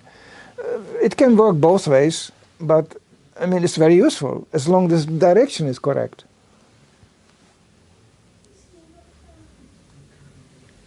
So we can deal even with these dualities. It's dualities. Man, woman, this is all dualities. We are not this body, okay? Ultimately. And when they fight each other, that's really pathetic. You know what can happen?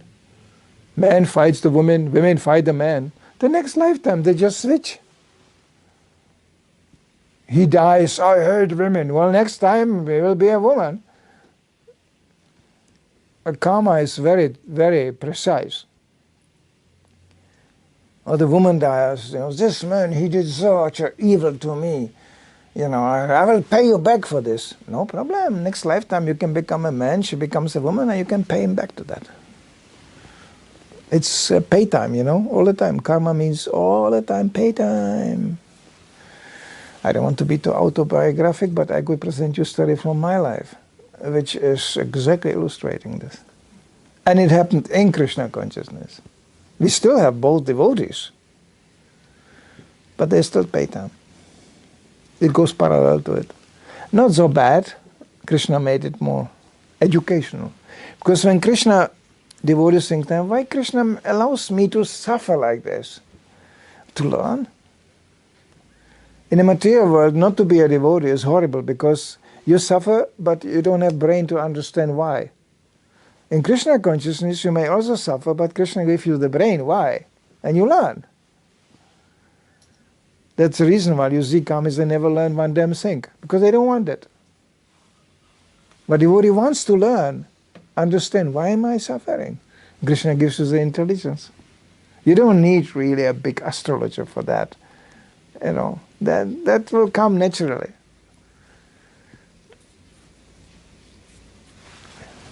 Prabhupada writes to one devotee, your wife is very temperamental. Temperamental, yeah, I know that marriage and I knew these devotees. Whew, there were quite some pots flying in the kitchen, Yeah, very temperamental. It was just like, pots flying and he was running and she was, with a pot behind and, things like that. So Prabhupada knew that. He said, very temperamental, but you should take it as a blessing. Then you cannot be so attached. Prabhupada wanted to, as a young man, to marry a very beautiful girl. He said, she liked me too. And his father said, don't do this. You will see, when you marry this girl, and you are not so attached, that will become on a certain point very useful to you. And Prabhupada praised him. He said, my father saved me. Because it was not so difficult on a certain point to leave that family and go ahead in spiritual life. Attachment is a horrible thing. It's ghastly. It's obsession. It can culminate in obsession. Jealousy. All these things come up, which can completely destroy a relationship while you simultaneously cannot get out of it. It's horrible. So that as a devotee we can get help. Krishna is monitoring the life of a devotee. And the more mercy you get, the more is Krishna paying attention. Now he knows everything about everybody anyway, but when you become, he says in the Bhagavad Gita, but those who surrender to me, I especially take care. And what does it mean? Well, it doesn't mean necessarily that you will enjoy all the time. It can manifest also in some correction. That's also okay. Krishna is so amazing. It's so amazing how he can take care of each single one of us. How many people we can take care of, okay? Yeah. I know from devotees who have many children. One of the Matajis who was here, she came from America. She was with us in Stockholm. She was a young girl. She comes from a family in America. Some families are still, they have many children. So she said, I'm coming from a family with 4 children or 5 children or 4 children, something. So I want to have in my life also 4 children at least. She was still a young girl. I just got a picture from her again. She got 5. They had a big family. So I admire this. I go like, I survived 1 child. How do you survive 5? It's like, and she said, no, not that the problem. It becomes on a certain point, they take care of themselves, you know. It's like the older one take care of the younger ones. And there's a pure Darwinism going around in one sense, because the stronger ones, they prevail, you know. And she told me from my childhood, I was the only girl. I had 4 brothers. But I learned very quickly how to kick a man in a particular part of the body so he leaves me alone. You know, I learned how to defend myself, you know, by being with 4 brothers. You know, like bang, bang, you know, it was like, yeah. So I'm not saying this is the standard, but, you know, it's, yeah. In India, I find amazing when I go to India, there is such a relationships, even within the family, still existing. It's impressive. And it's based on respect. Respect towards all elders, you know. This is so amazing. Chastity, this is a powerful thing. This is really powerful. I always laugh about this. In India, all the women are suppressed, you know, and they just have to cook. And I never met women like this in India. Now here we are sitting in some kind of congregational meeting, but when I had a similar meeting in Bangalore, arranged, in India you can end up having 3 meetings like this a day. You know, it's always coming. And congregation. But after 1 week doing this, I realized, I asked the local devotees, all brahmacharis, preaching from the local temple. And I asked them, are all congregational meetings like this? Because they are all organized by ladies, by matajis. They were obviously the driving force behind the whole thing.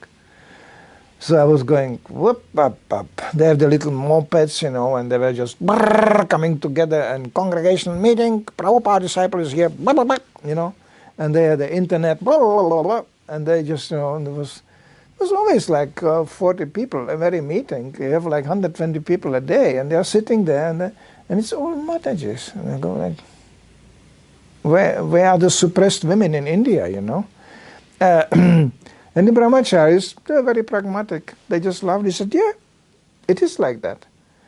Women are most faster emotionally also drawn towards spiritual life. They don't have that many so-called intellectual barriers there. They just, if they like something, they just want to do it. That's all. And he said, and you know what? All these women sitting here, basically, they're all married. So, when they like it, sooner or later, the husbands come too. You know, they come behind. So that's how the congregational life works. I was going, oh, so much for the suppressed women, you know. So this is just, I saw it personally, it's no problem. Russia not that different, you know. It's just, who do you see in the first place coming? It's just the Matajis. They saying, we are doing it, we like it. And the man, sometimes they go, well, I have to think about it. And he said, yeah, you can think about it, but I will do it. And then the man has no choice. Okay, he has to follow. So whatever works, it works. That's what it is. It's what practical life. So, you know.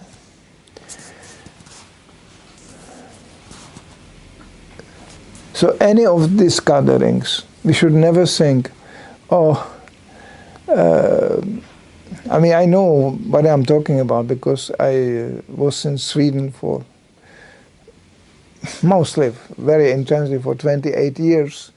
So, and I got used to preach sometimes to the microphone. That's all. There's not really anybody there. Why? Well, we were running a restaurant in Stockholm. Most devotees were in a kitchen. Sometimes I said, it's ridiculous. I was sitting in a kitchen, you know, on a chair, and I was giving a lecture there, and they were all cutting vegetable and getting ready. That was our life, you know. So what? I don't care where I sit. I don't need any big seats and big things and all this. And no.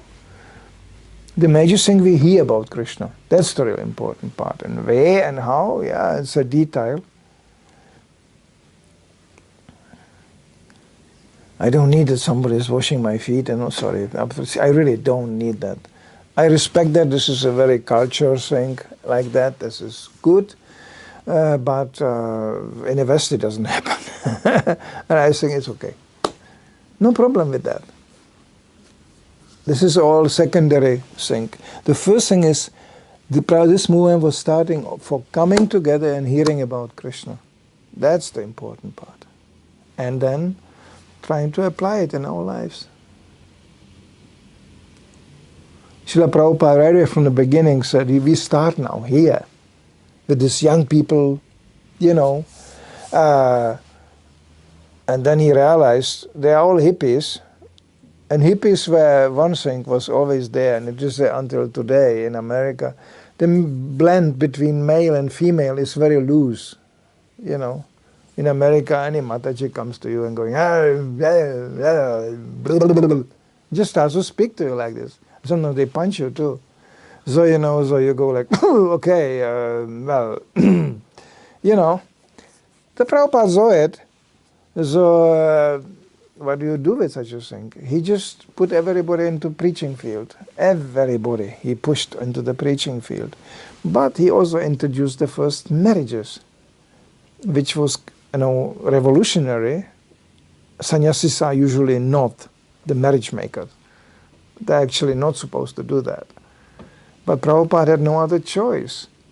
He said, otherwise they will always think we are happy dancing monkeys. That's all. Nobody will take this seriously. And devotees became more and more aware that Prabhupada is actually introducing a culture, you know, much bigger as just sitting in a temple and chanting. And that's wonderful, but not just that. It is a whole culture which is supposed to be spread in a society, which is becoming then more complicated as to have a bunch of people sitting in a temple and just chant Hare Krishna and go out and preach. That was easy. That was the movement I joined. But congregation, nobody knew what that word is. But Prabhupada said, this is going to be like that. And it became naturally like that. Devotees used to ask, and who is the congregation? Until they realized, it's us. We became the congregation. And that comes along with the family life and this, because it's not a standard in India. Families don't live in temples. Originally, not even women can stay in a temple. It's not absolutely unheard that a woman stays overnight in a temple. But Prabhupada introduced all this because he knew that's the environment I'm in.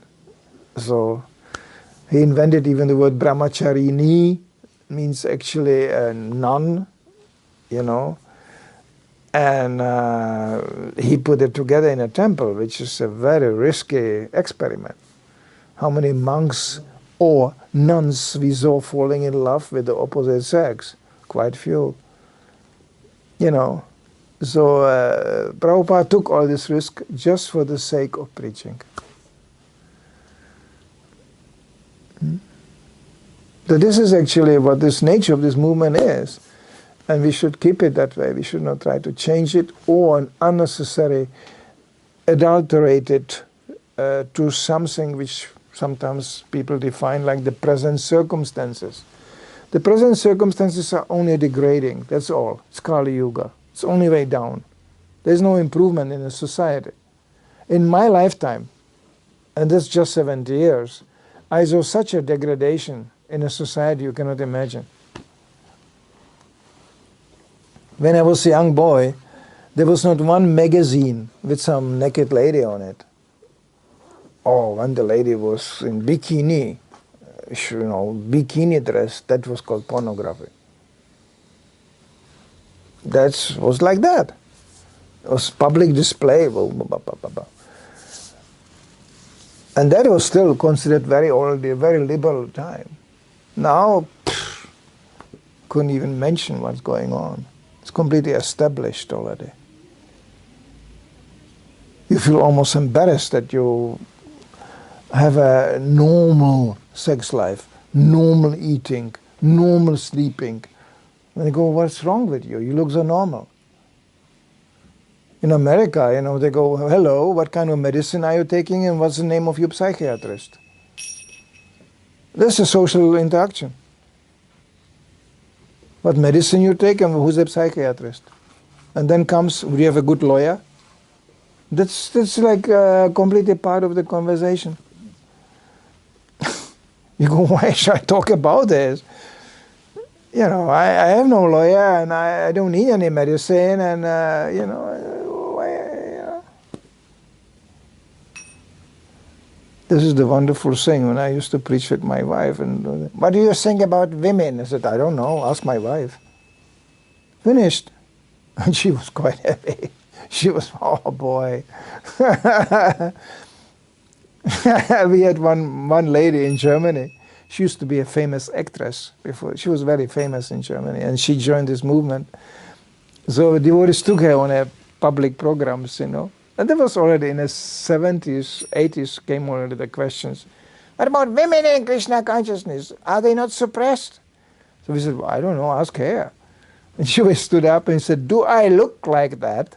That was all what she said. And everybody was just, they all shut up. You know? You know? It's actually insulting. Somebody interprets you like a slave. It's an insulting thing. It means you have no brain, no intelligence, and what? So we strongly oppose this kind of ideas. This is not a movement of slaves. Everybody came voluntarily and can go voluntarily. That's what it is. And we have to hear it from a society of people who are enslaved on every step of their lives. And that we can illustrate and demonstrate. People think they are free. It's exactly the opposite.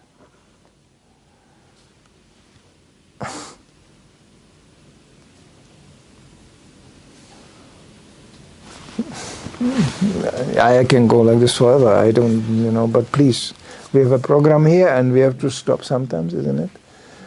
How is it with the neighbors here? It's okay? They're all right? Yeah, no problem.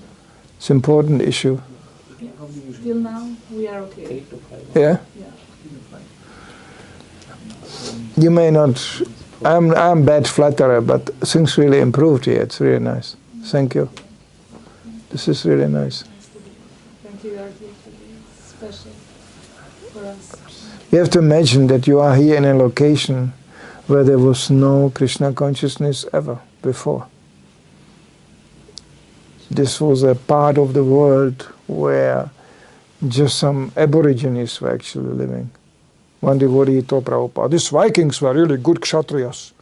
He said, Kshatriyas? He said, they were aborigines. They were just, you know, what are you talking about? But we know from the history, they were pretty cultured aborigines in comparison to today's aborigines. They had the rules, they have court, and they had all kinds of, you know, clear, like, understanding. They had to have some organization, otherwise they couldn't exist like that. My children, where I get this place in beginning, told me, where you are going there? It's perfect. Yeah. It's revolutionary to even sit here in this part of the world and speak about Krishna. It's absolutely revolutionary. And you never know. You know, in Krishna consciousness, if Prabhupada would think about masses, you know, no, there will be millions. He spoke sometimes like this. But in his daily dealings, he was so attentive to each single person. That was important. There's a letter from him, you know what he says. He writes in one letter, we don't have to have many people. We don't need many people. We have to have only one good man in each single country, and then we are perfectly all right. One good man in each single country, then we are good. So that's how Prabhupada was thinking about quality. And the rest, it comes kind of along with that. That's nice. That's part of this movement. Yes, we are facilitating. Please come and join and take part in what degree you can. That's nice. And the result is, it's not up to us. Just the fact people have a place they can go and come out of that wilderness out there, you know. It's all, you know, what do you want to get there? Or what is there? You know. Actually, it's funny, when you get older, you realize less and less. When they ask me, don't you miss something? Something you could enjoy? And I tell them, I ask them, what? Just give me an idea. Give me an idea what I should enjoy, like, hey? And they know, nobody comes up with anything because they know this man is hopeless, you know. Did you have any idea ever to do something else as this? And I said, yeah, out of necessity, yeah. I had to do things. I had all kinds of jobs or whatever little job here. And I had to do, because when you have a family, it's not funny. You have to do the needful. Prabhupada said, this is what you have. This is responsibility. You have to do the needful. But regarding idea about career and some job, and I will advance this way, I didn't have it already when I was 12 years old. You know, I never found inspiration on this to go what?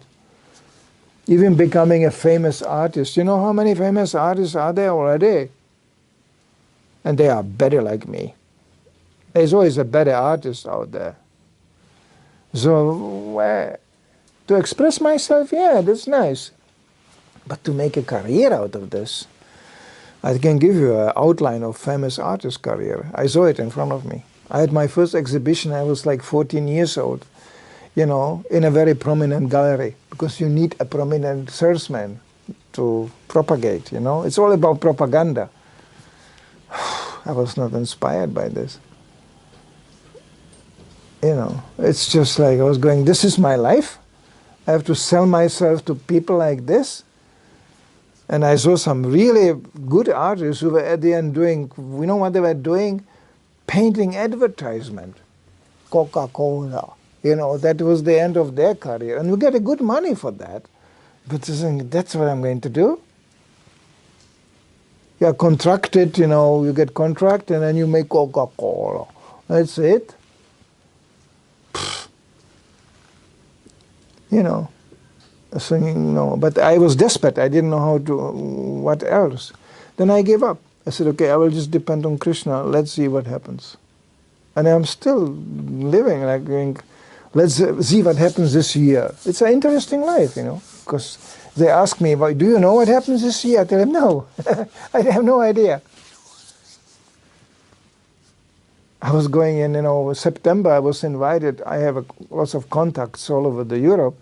So I was invited by I wasn't there for many years, so to Croatia. No, I had no idea. Oh, okay. I end up traveling Croatia, all centers, congregational centers of this sort, everywhere. I had no idea what's happening, but I mean, the atmosphere and the welcome you get there is beyond words. I was offered to have a house there. And I said, sorry, but I didn't came here to collect houses.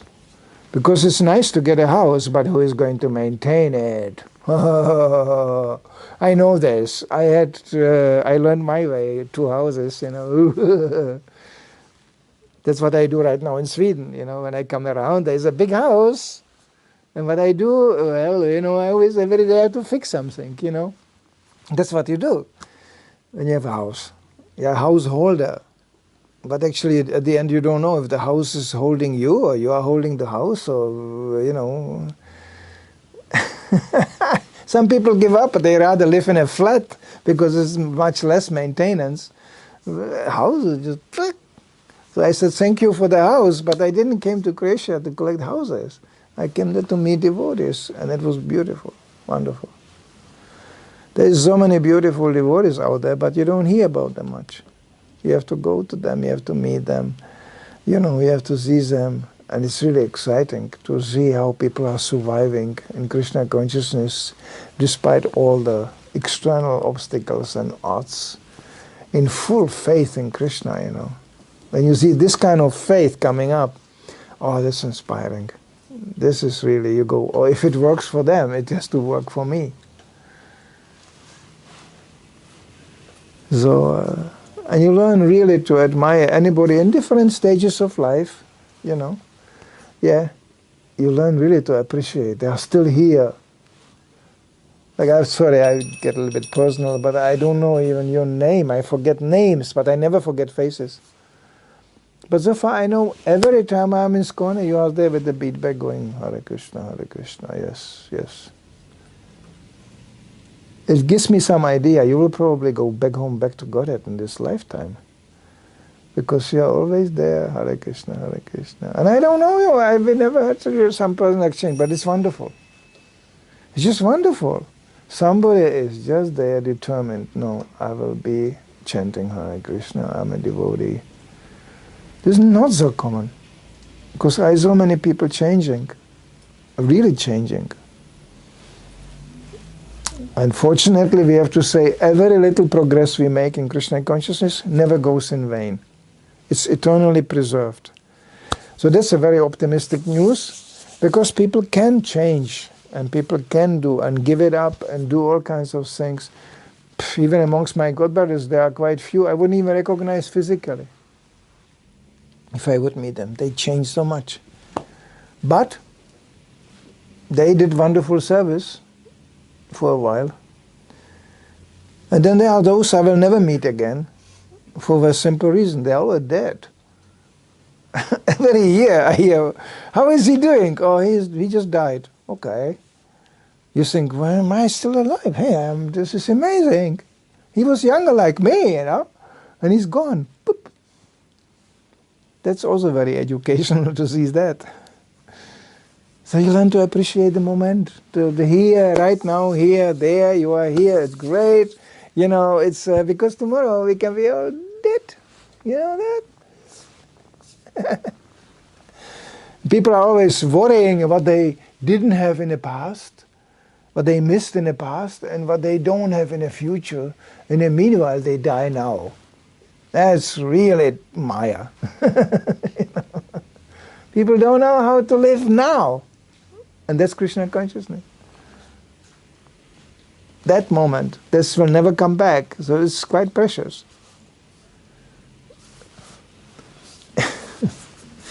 Okay, Srila Prabhupada ki jai.